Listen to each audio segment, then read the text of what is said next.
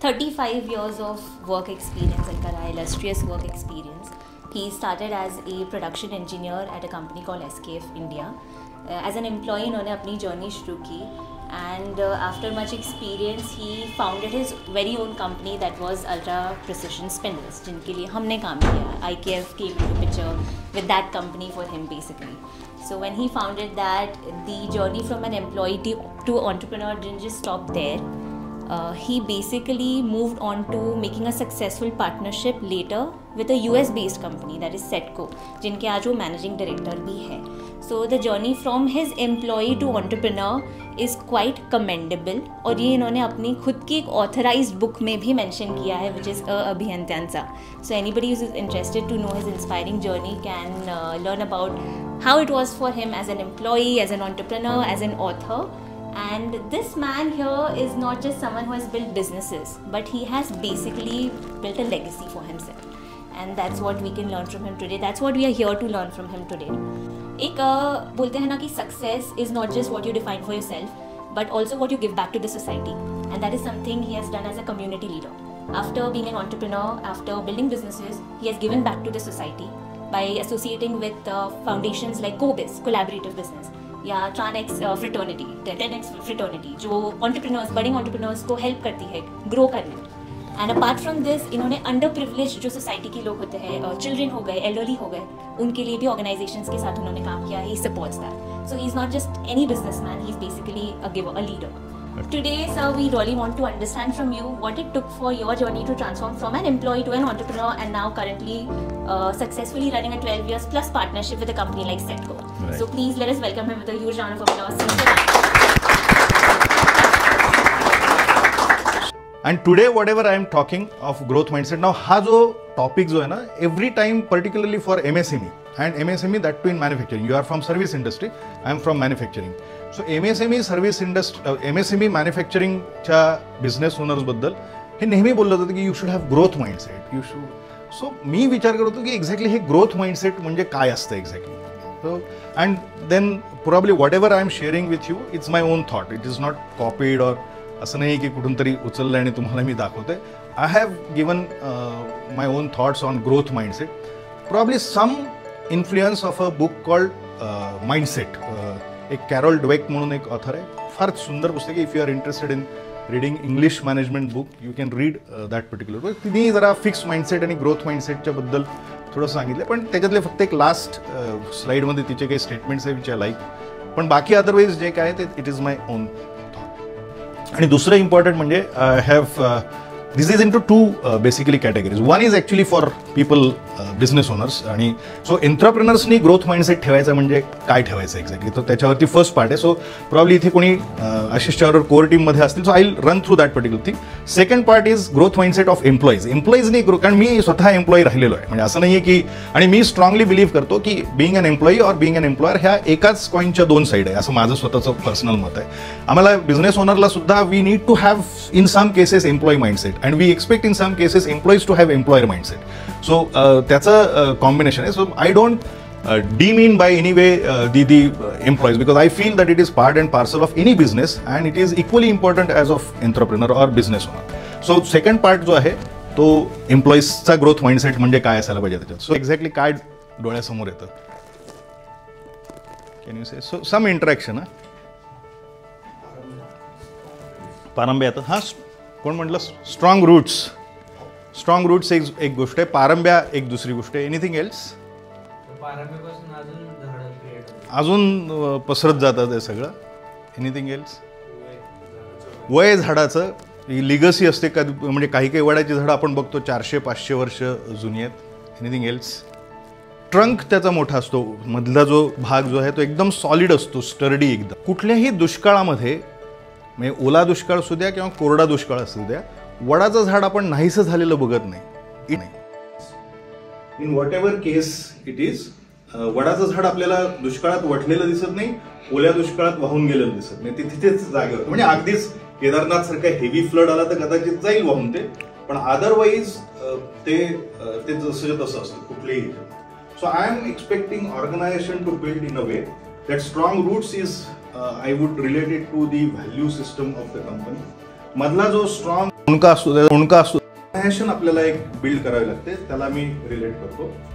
त्याच्यानंतर ज्या वेगवेगळ्या पारंब्या वगैरे जे सगळं तो आपलं we should have either market सेगमेंटेशनमध्ये आपलं डायव्हर्सिफिकेशन व्हायला पाहिजे, जिओग्राफिकल डायव्हर्सिफिकेशन व्हायला पाहिजे. कोरोना झाल्यानंतर आपल्याला सगळ्यांनाच त्रास झाला, but the thing is if we bounce back quickly I think it's a good sign, right. So आणि दुसरं अजून आहे की वडाच्या झाडाखाली कोणीही आलं आणि गेलं तर वडाच्या झाडाला काही फरक नाही पडत. तो आपला त्याचा ऑक्सिजन जो द्यायचा आहे तो देतो, कार्बन डायऑक्साईड इनहेल करायचा तो करतो, and is not really bothered. So I am not saying की we should have I am not saying this arrogantly, पण आपल्या कंपनीमध्ये ये जा होत असते, सो इट्स ओके. सो पण त्याच्यानी त्या झाडाला काही फरक नाही पडला पाहिजे तिथे. Like for example just to quickly share with you, आम्ही मनेसरमध्ये सर्व्हिस सेंटर काढलेलं होतं आणि काल मी तिथनं झालो. I have come from Manesar. In fact माझे दोन जे चालवणारे तिथलं सेंटर चालवणारे जे लोक होते, की people actually they both have resign and started same business what we were doing then. Now एका दृष्टीने असं होईल की अरे थोडंसं शॅटर्ड फिलिंग येऊ शकतं ना, but now we are trying to keep our sales calm and probably act like a banyan tree, की हे सगळं होऊन सुद्धा we are stand still kind of thing. Is it relatable? Growth of the organisation should be like banyan tree. 5 attributes that I have written here. Okay, तो देखिए आप ये attributes कैसे रिलेट कर सकते हो अपने ऑर्गेनाइजेशन के साथ. तो पहले मला वाटतं की एक्सलेंट वर्क कल्चर, राइट. आणि मेनी टाइम्स इट हैपन्स ना कि डिसिप्लिन के बारे में जब भी हम लोग बात करते हैं ना, तो यूजुअली आपल्या फ्रीडमवरती काहीतरी आपल्याला त्याच्यावरती रिस्ट्रिक्शन्स आल्यासारखं आपल्याला वाटतं. डिसिप्लिन म्हटलं की आपल्याला we feel that we are getting enveloped in that discipline format. I feel that discipline is such a way that actually it makes you free from many things. Like for example, मी नेहमी हे उदाहरण देतो की रस्त्यावरती आपल्याला ट्रॅफिकमध्ये आपण decide केलं डिसिप्लिनली की आपण सिग्नल तोडणार नाही, आपण नो एंट्रीमध्ये जाणार नाही. So it makes us free from many worries ना, की आपल्याला हवालदार पकडेल का नाही, आपल्याला फाईन किती पडेल, आपला कधी काही चुकून ॲक्सिडेंट होईल का, ह्या सगळ्या वरीजपासून आपण मुक्त होऊन जातो ॲक्च्युली. आणि हा इन्फरन्स जो आहे ना तो आपण we can put it in many aspects of our professional and personal life. So that if we follow discipline I think it makes you free from many worries in. So if discipline is done or followed in a right manner it's a joyous thing. आपला problem असा आहे की आपण ती डिसिप्लिनला right सेन्समध्ये घेत नाही and then तो आपल्याला रिस्ट्रिक्शन्स आणि हे वाटतं. So just try to relate this particular thing.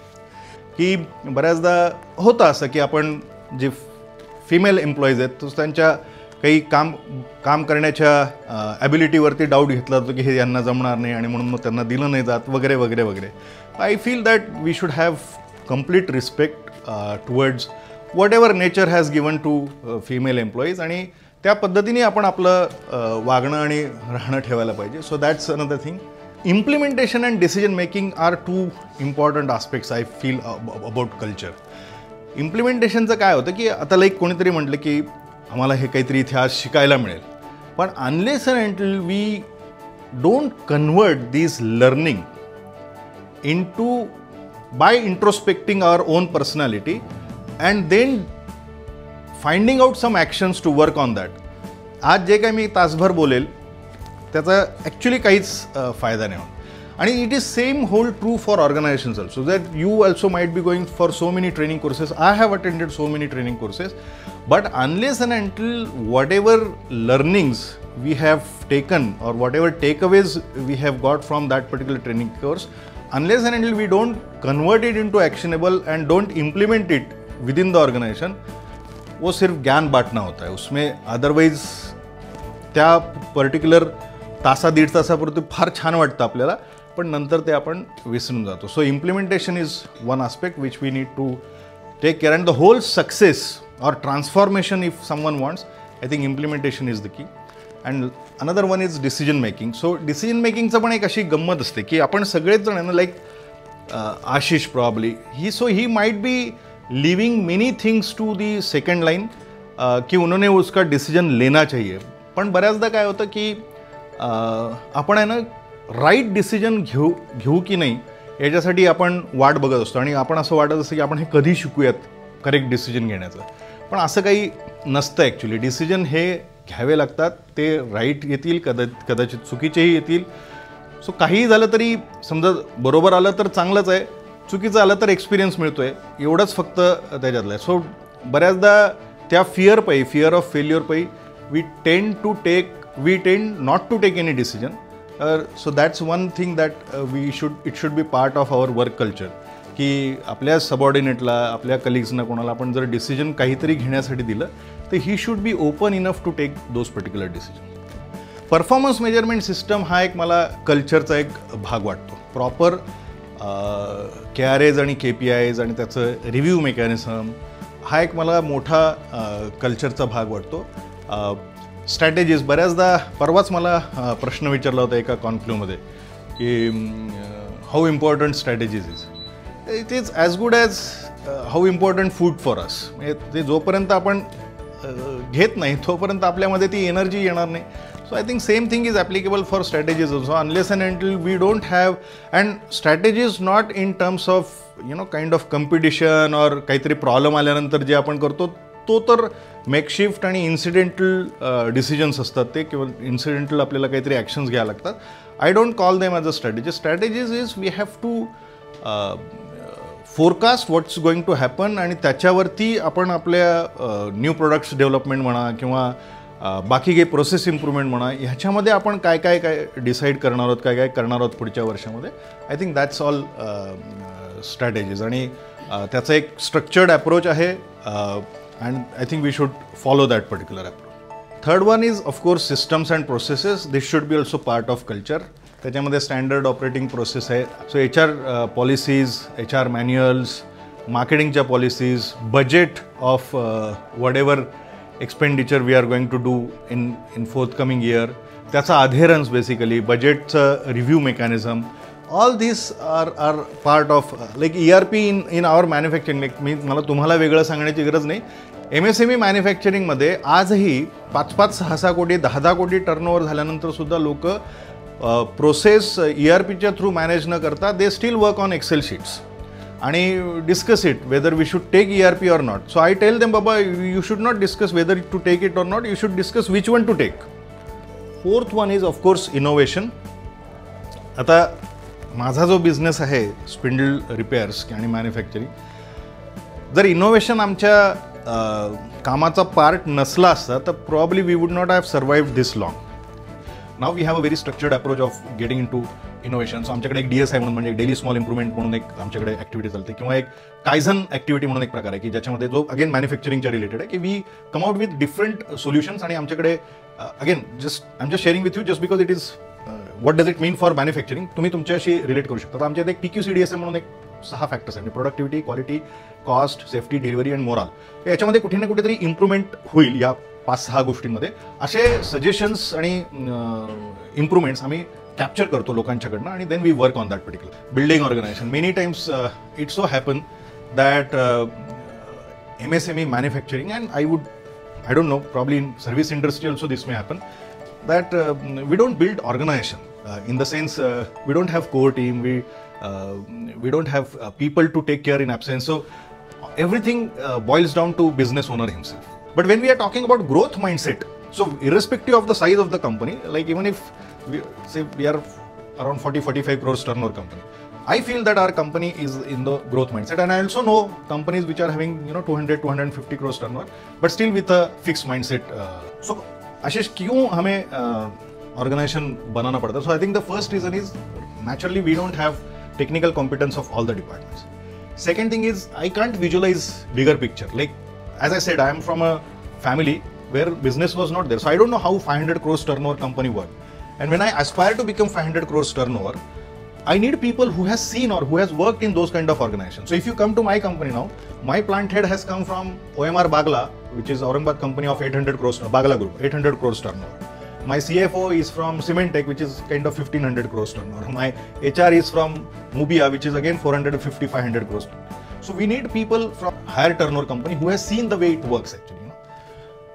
And even though I have a knowledge, I cannot shoulder responsibilities of all the departments. Right? So what is the organization development? So I feel that SWOT has to be done by each and every company, and based on SWOT we can also identify that what are the weaknesses of the, basically management, what is involved there. And then to overcome that particular weaknesses, we can get people from outside. So first we have to overcome the weaknesses by building the right team. And then probably we can work on the strength, and then strength also can be delegated to the team, and then probably business owner gets free, like Ashish is already free and he is giving lectures. I am free and I am talking here with you all people because someone else is taking care in a right manner, in fact, or most of the time it is better than me. अगदी थोडक्यात सांगायचं झालं तर एखादं quotation मी कस्टमरला दिलं तर ज्या रेटमध्ये माझा सेल्स मॅनेजर ऑर्डर आणतो त्याच्यापेक्षा कमी रेटमध्ये मी आणतो, असा प्रॉब्लेम झालेला आहे. So that kind of organisation building we have to complete. So basically, even though if you want to sell it or not, I look at it as that we have to decorate a company as if we want to sell it at some point of time.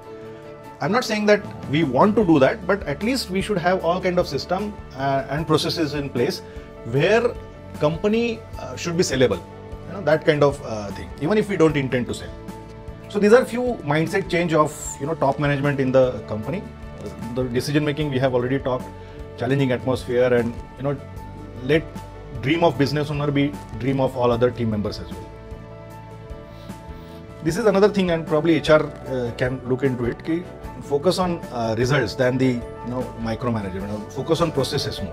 So all those working has to be backed up by solid purpose with ज्याला आपण मूळ सिद्धांत म्हणतो. Core values is nothing but the सिद्धांत, आपले काम करण्याची काय पद्धती आहे, आणि त्याच्यावरती सुद्धा काही तुम्हाला प्रश्न असतील तर मला उत्तर द्यायला आवडेल, कारण ह्याच्यामध्ये भरपूर मिसकन्सेप्शन्स आहेत. There are many misconceptions people carry. First misconception is हे सगळं मोठ्या कंपन्यांची नाटक आहेत, आपल्याला काही गरज नाही आहे याची. This is the first misconception many people have. But this can be this is a very strong tool for driving organization in one direction. We have grown over our earlier year, including COVID year. So in none of the years we have seen the negative growth, and probably that is possible. Maybe there is a change in the rate of growth. So in some years it might be 10%, in some years it might be 30%. In few years we have also grown by 90%.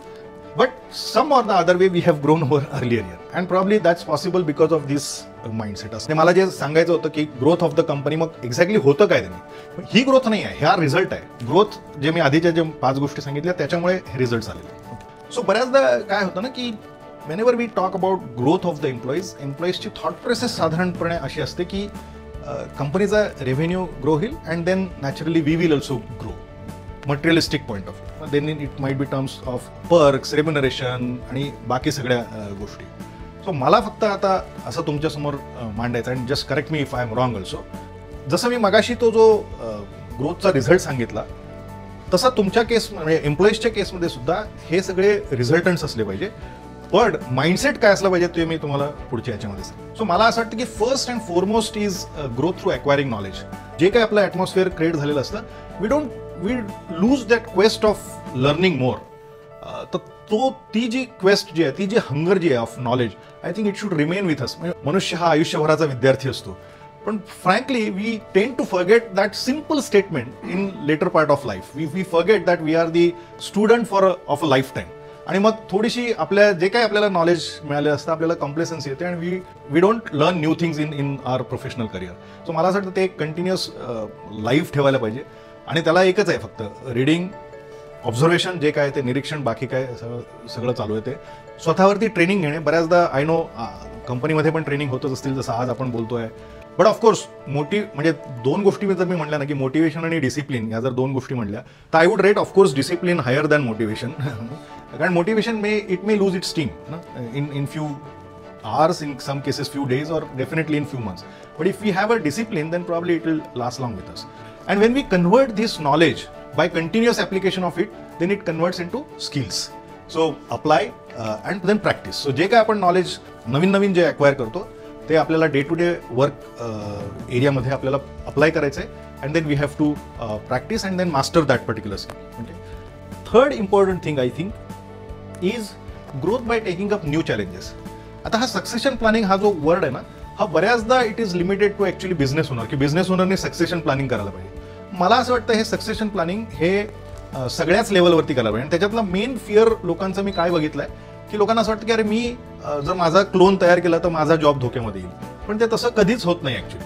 Wien you make your subordinate ready, or when you train him to be you, then you are free to take up some kind of new responsibilities. get elevated by taking up new roles, new responsibilities, new challenges. That would be ideal thinking. These succession planning helped me to take up something new role. आणि असे मी आणि तुमच्या कंपनीत पण मला खात्री अशी काही भरपूर केस स्टडीज असेल, आमच्या कंपनीत पण भरपूर केस स्टडीज आहेत.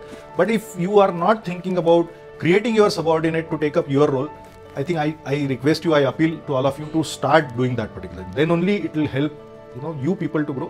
And once you all grow, organization grows. Okay. Be less fearful and go getter. ह्या challenges चे attributes आहेत जेव्हा आपण आपली, पण मेन मला त्याच्यामध्ये सक्सेशन प्लॅनिंग हे एक वाटतं. Growth by taking feedback from failures. Vulnerability जास्त असते की जर फीडबॅक दिला फेल्युअरच्या बाबतीतचा, सो पीपल गेट व्हल्नरेबल, त्यांना लागलेच थोडासा राग येतो, maybe resignation letter readies असतं बऱ्याचदा. So if some feedbacks are given to you for your own development, for your own improvement, it should be taken in a right sense. Analyze it whether it was real or not. Confront. I don't mind confronting about it, but confront about it, no problem. But only thing is, then once you have come to know that some correction can be done in this particular personality trait, my knowledge trait, or any other actionable trait, then you can do those kind of improvements. That's what I said, that growth by taking feedback from the failures. Okay. And last and most important is growth by helping others. This is one of the best and easiest way of growing.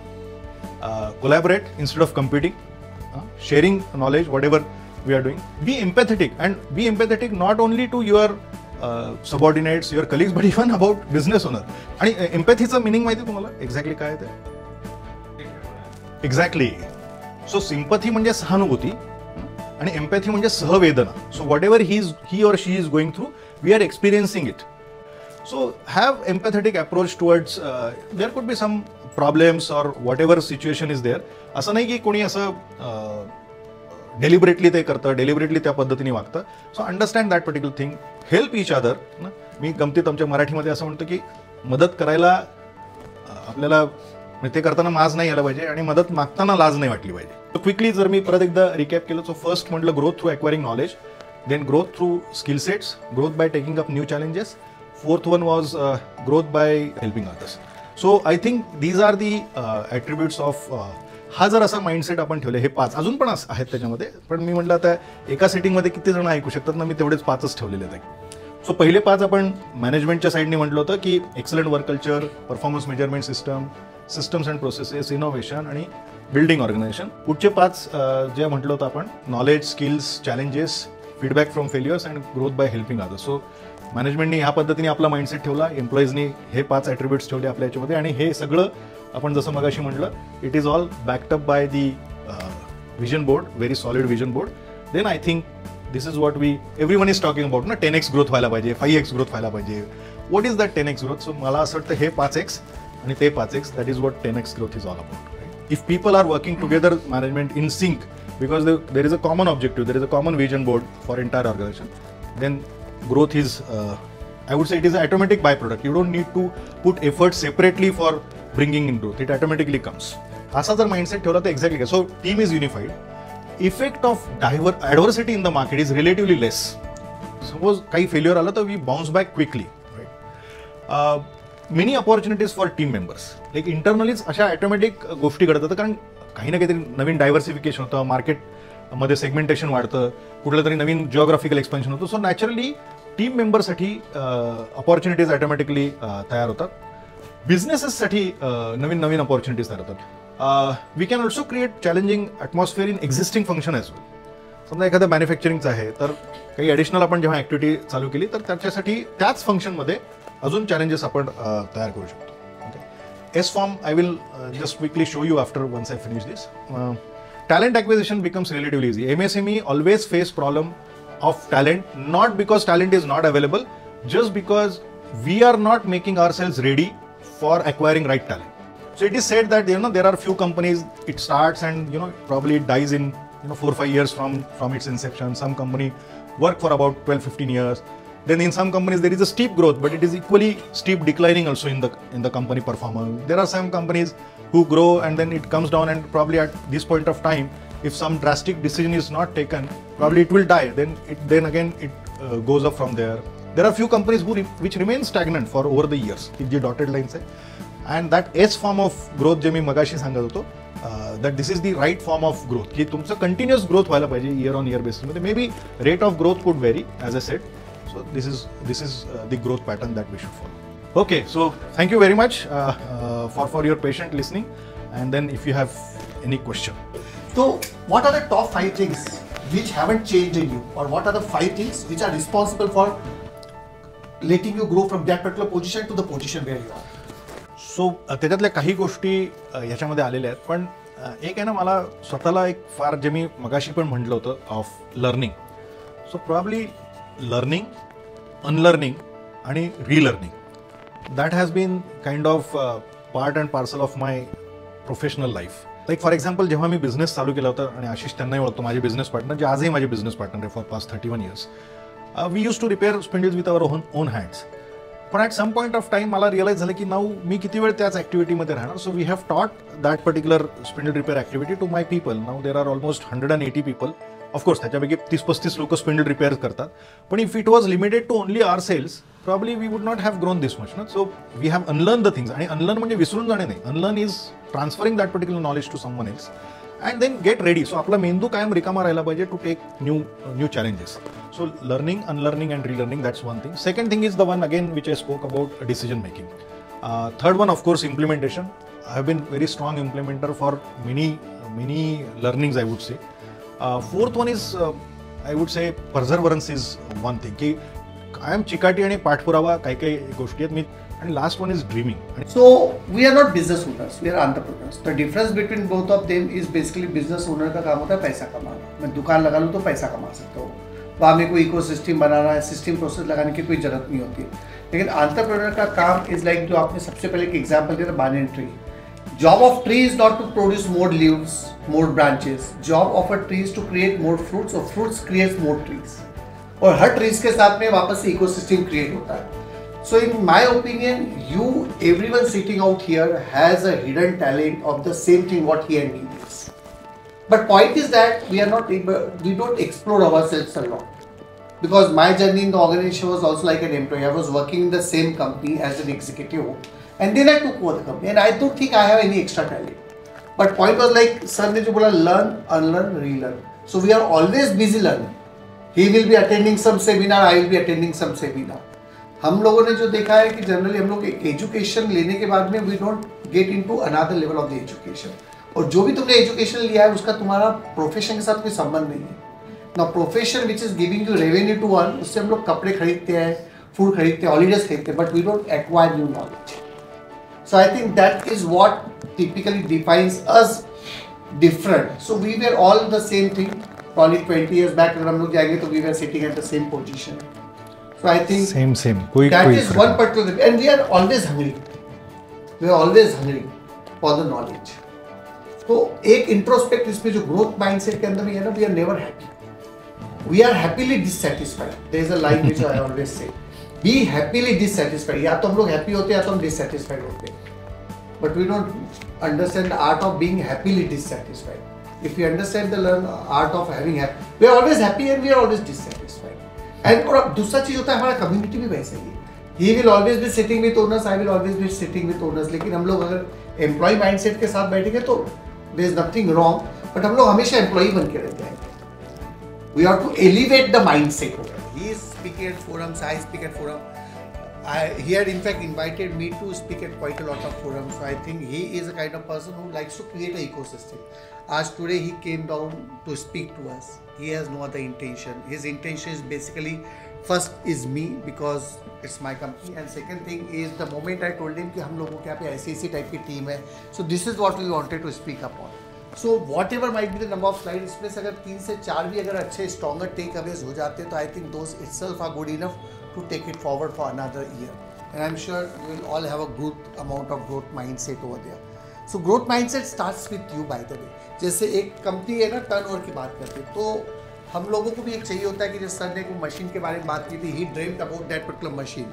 पैसा नहीं था, but point is that whatever you dream and when you work on that will thing it happens. That's what I believe upon. Okay, हम लोग generally जो एक employ mindset में आ जाता है कि हम हर चीज़ को है ना पैसे के साथ बोलते हैं. 5 साल बाद में क्या करियर है, तुम्हें इतनी सैलरी होनी चाहिए. वो ऑब्जेक्टिव है, वो मिलेगा, But point is that what it takes to create that whole thing is one thing which we really need to imbibe upon. तो थोड़ा सा उस तरीके के लोगों के बीच में जाना, एक 20% of your time should go in terms of learning something, because only when you learn something you unlearn. और जब तुम अनलर्न करोगे तभी तुम रीलर्न करोगे, क्योंकि अगर मेरा ग्लास भरा हुआ है एक बार, अगर मैं ग्लास खाली नहीं करूँगा तो इसके ऊपर जितना भी पानी और डाला जाएगा वो ऊपर से ओवरफ्लो। नया पानी आने के लिए पहले वो पानी को खाली होना चाहिए। And I think that's what Rajesh sir ने आज हम लोगों से आपने बात किया। So on behalf of everyone I like to thank you sir very much, and he is available with us at any given point of time. I don't know whether you can follow him on Facebook or not, क्योंकि इनका कोटा बढ़ चुका है Facebook का, but I think he is equally active on LinkedIn, so you can always connect with him. Point is that when you have someone like him, now he is always accessible to you. Reach out to him on LinkedIn or whatever kind of thing. Come down with questions, because you always need to have a millionaire mentor. Okay, तो एक बोलते हैं ना कि poor makes no sense. So today he is making lot of sense because of his journey so far. So when you get people like him, it's important to follow him and understand him, because he is a product of his decisions, his actions and his thoughts. अब इनको हम रोज तो mill नहीं सकते, तो at least you can follow him upon the platform. I share a link with you and then he is available with you. Thank you very much. Thank you very much. Thank you.